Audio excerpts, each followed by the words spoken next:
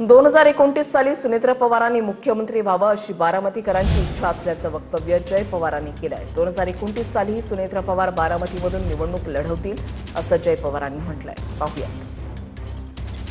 सर्वच बारामतीकरांची एक इच्छा होती की दादांना त्यांनी एकदा मुख्यमंत्री म्हणून बघायला पाहिजे होतं आणि आता वहिनी पण तसे खूप कष्ट घेत आहेत। तर मला वाटते 29ला वहिनीच उभा राहतील आणि वहिनी आमची सर्वांची आशा आहे की ती जागा वहिनी मुख्यमंत्री म्हणून तिथं घ्यायला पाहिजे। या महाराष्ट्रामध्ये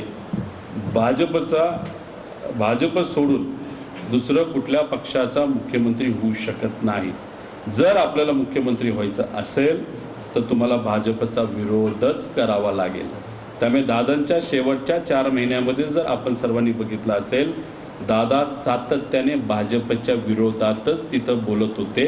आता प्रत्येकाला आपल्या भावना व्यक्त करायचा अधिकार आहे, परंतु मुख्यमंत्री व्हायला तेवढा मोठा जनाधार लागतो, तेवढ्या आमदारांची सगळी मोठी संख्या लागते आणि मला वाटतं याचा निरर्थक चर्चा करण्याचा मध्ये काही अर्थ नाही आहे। मी आज सांगतो की आदरणीय देवेंद्रजींच्या नेतृत्वाखाली खूप चांगलं सरकार चाललं आहे। ते 2019 साली आलं, 2014 साली आलं, 2024 साली आले आणि आदरणीय देवेंद्रजींच्याच नेतृत्वाखाली 2029ला पण सरकार भारतीय जनता पक्षाचं येईल।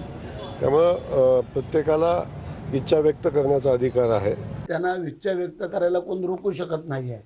जे आता मुखातून शब्द निघून गेलेत ते काय परत असे काय येत नसतात, परंतु त्यांना आता त्यांचं आई परवा निवडून आली आणि चांगल्या मताधिक्याने निवडून आल्यात, हे आपण सगळ्यांनी पाहिलं।